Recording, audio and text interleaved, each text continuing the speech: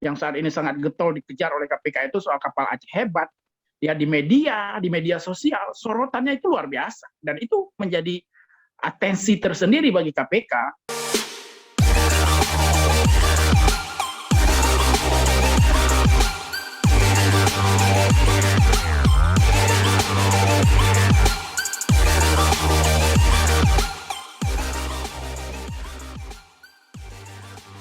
Assalamualaikum warahmatullahi wabarakatuh. Hari ini kedatangan Bang Sa'ya Meriza. Ya, beliau adalah seorang aktivis dan seorang yang gencar mengadvokasikan atau gencar mensuarakan ketidakadilan di bumi Serambi Mekah ini. Gimana Bang Sa'ya? Alhamdulillah, Bagat. Oke. Ya. Sekarang kita Aceh kedatangan tamu, kita bilang lah tamu istimewa. Tamu yang kita undang-undang itu. Ya, tamu yang kita undang lah. Rakyat Aceh mengundang tamu dari Jakarta untuk menjenguk penjabat-penjabat kita. Itu bagaimana pendapat Abang? Ya, itu memang harapan kita, ya. Dan KPK mengkonfirmasi bahwa mereka datang ke sini juga berdasarkan banyaknya laporan masyarakat. Ya, salah satu yang melaporkan itu saya. Saya waktu itu menyerahkan langsung dokumennya kepada Ketua KPK, Pak Firly, saat dia berkunjung ke Aceh dan ada acara di DPRA. Di depan DPRA saya menyerahkan. Di sana ada pimpinan DPRA juga. Nah, beberapa bulan kemudian itu keluar sprint untuk mulai penyelidikan di Aceh. Ya, saya nggak katakan bahwa KPK datang berkat saya, enggak, tapi berkat kerja, keinginan, harapan seluruh masyarakat Aceh yang diwakili oleh beberapa elemen yang kemudian menyurati, menyuarakan, ya, termasuk misalnya yang saat ini sangat getol dikejar oleh KPK itu soal kapal Aceh Hebat. Ya di media sosial, sorotannya itu luar biasa. Dan itu menjadi atensi tersendiri bagi KPK untuk mendalami dan menelusuri. Ada apa sebenarnya? Kok bisa bocor? Kok bisa tiba-tiba nggak bisa berlayar? Kan banyak itu kasus seperti itu.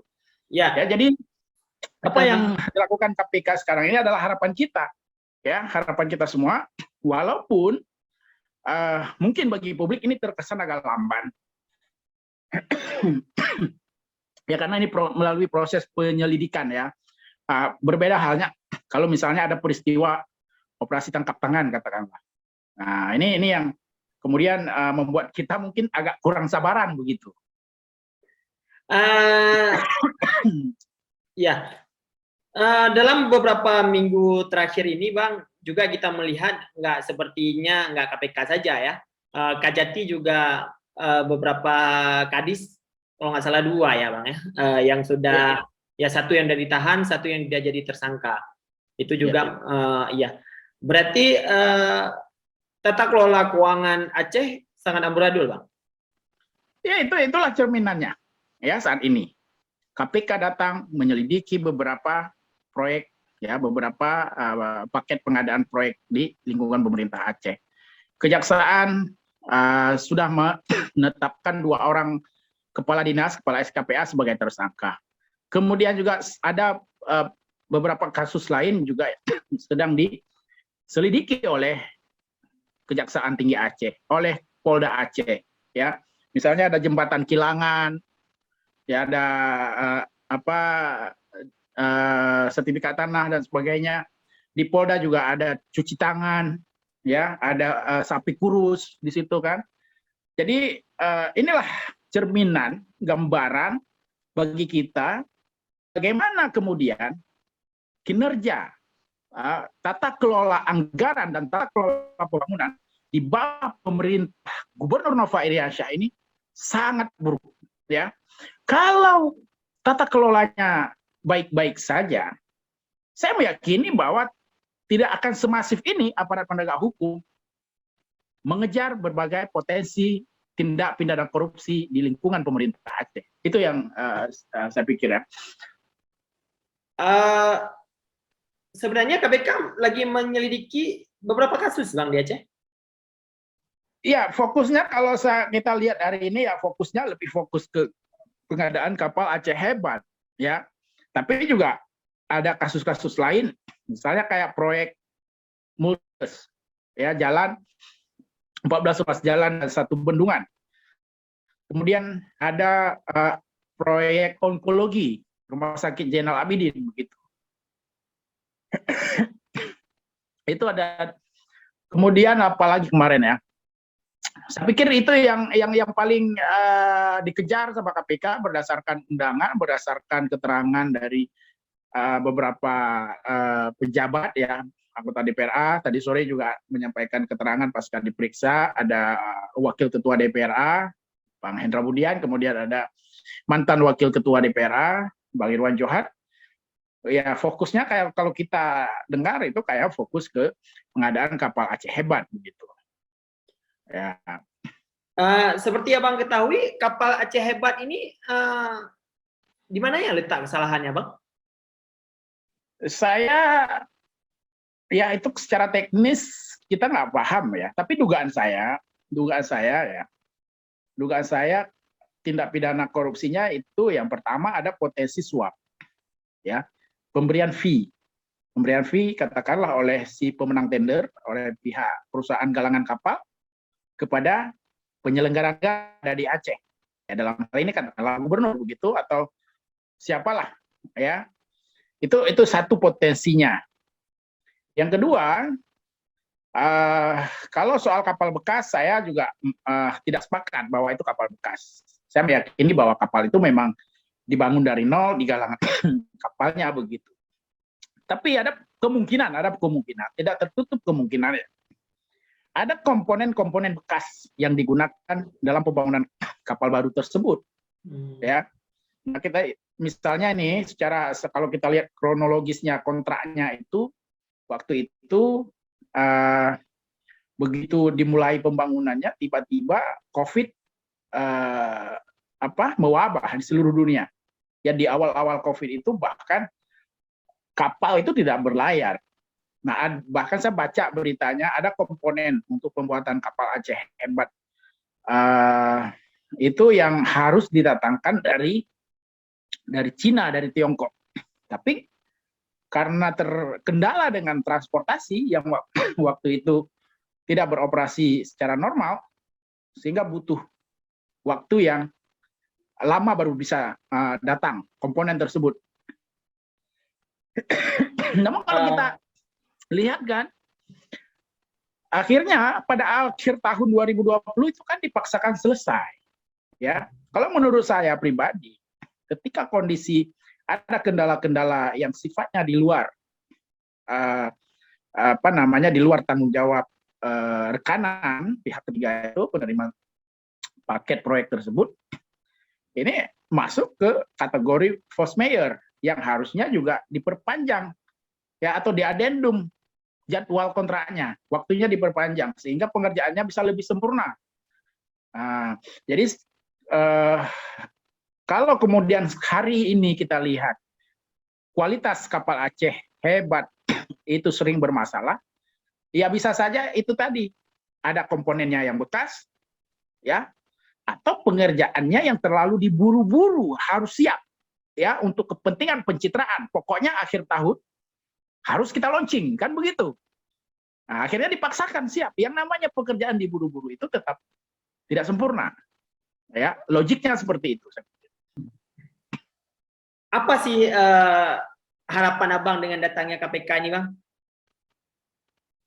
Ya, harapan saya ya, yang pertama agar KPK serius, profesional, independen, dan terbebas dari intervensi serta negosiasi dengan pihak-pihak yang berpotensi menjadi tersangka tindak pidana korupsi.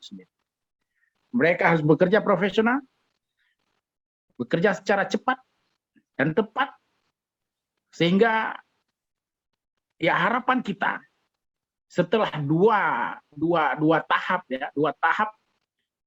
kerja-kerja penyelidikan dilakukan, setelah ini bisa naik ke penyidikan dan penetapan tersangka, ya, itu yang kita harapkan.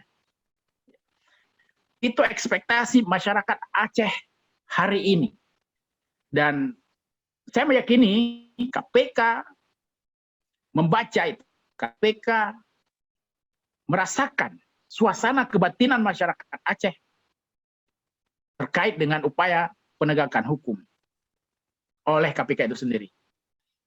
Oke, Bang, saya mungkin saya sudah dapatkan poin yang pengen kita sharekan ke khalayak. Satu lagi Bang saya, apa pesan Bang saya untuk pemerintah Aceh, baik legislatif maupun eksekutif, Bang? Ya, pesan saya, ya, pesan ini sebenarnya pesannya agak kita sudah hopeless sebenarnya ya. Oh, iya. Kita mau kasih Harapan pesan lah Bang itu, ya, bukan pesan mungkin ya. Iya, sudah kehilangan harapan begitu. Oke. Ya, kita mau kasih sampaikan harapan ya, kita juga meyakini itu nggak akan dilakukan. Karena yang namanya harapan-harapan itu sudah 2 tahun lalu kita sampaikan, tapi nggak pernah dilakukan, tidak pernah direspon ya. Tapi walaupun begitu kita sampaikan juga lah. Ya. Harapan saya kepada pemerintah Aceh, khususnya Gubernur Nova Iriansyah, tahun 2022 adalah tahun terakhir Anda menjabat dan ada kesempatan untuk menebus sedikit dosa-dosa. Ya, kalau menebus semua tidak mungkin. Ya, menebus sedikit di antara dosa-dosa besar yang telah menumpuk. Ya, tunaikan sebagian janji-janji kampanye itu kepada rakyat Aceh. Pertama, khususnya ya kepada masyarakat golongan duafa yang mereka berhak mendapatkan pembangunan rumah layak huni. Ya, kalaupun pemerintah Aceh tidak mampu membangun 22.000 unit rumah duafa karena baru 8.000-an yang terrealisasi, paling tidak mereka harus bisa membangun hingga 20.000 unit lebih rumah duafa. Sehingga minimal 65-70% itu bisa tercapai. Itu harapan saya. Itu ya, khusus untuk rumah duafa itu harus di atas 60% minimal untuk 2022. Karena ini adalah tahun terakhir, kesempatan terakhir untuk berbuat bagi rakyat Aceh. Ya. Ini Gubernur Nova ini dosanya sudah terlalu besar, terlalu banyak, terlalu menumpuk. Setidaknya sebagian kecil itu bisa ditebus lah di 2022, dan itu akan kita lihat nanti di dalam APBA 2022 yang akan disahkan ke depan. Apakah dia masih ingat pada janji-janji kampanye serta pada nasib rakyat, ataukah dia memang akan menjadi pengkhianat sejati bagi seluruh rakyat Aceh? Itu ya. Kemudian untuk DPRA, saya berharap DPRA ini, kalian itu sudah berkali-kali kena tipu oleh pemerintah Aceh, ya. Dijanjikan pokir, diberikan pokir. Banyak yang sudah diusulkan tidak masuk DPA. Jadi lebih baik daripada berharap melisan, tabe-tabe dijuk melisan, ya. Lebih baik tunaikan tanggung jawab kalian sebagai wakil rakyat Aceh untuk menjalankan fungsi pengawasan, fungsi anggaran, dan fungsi legislasi secara tepatlah, secara sesuai dengan perintah konstitusi, sesuai perintah undang-undang, dan mengedepankan kepentingan seluruh rakyat Aceh yang kalian wakili. Itu harapan saya. Ya, sudah cukup diberikan melisan oleh pemerintah Aceh, oleh Gubernur Nova Iriansyah khususnya. Oke, terima kasih Bang saya. Nanti mungkin kita akan nyambung lagi di isu-isu lain tentang Aceh. Kalau kita bahas tentang Aceh ini nggak akan habis ya. Semoga Aceh lebih baik ke depan ya. Itu harapan kita semua. Tercapai semua cita-cita kita ya. Aceh ini dibangun oleh darah-darah syuhada Bang ya. Baik masa konflik, masa tsunami, dan masa penjajahan dulu. Jadi Aceh ini adalah Nanggro Mulia, ya kan Bang? Betul. Oke, terima kasih banyak ya untuk wabillahi taufiq wa hidayah. Assalamualaikum warahmatullahi wabarakatuh. Waalaikumsalam warahmatullahi wabarakatuh.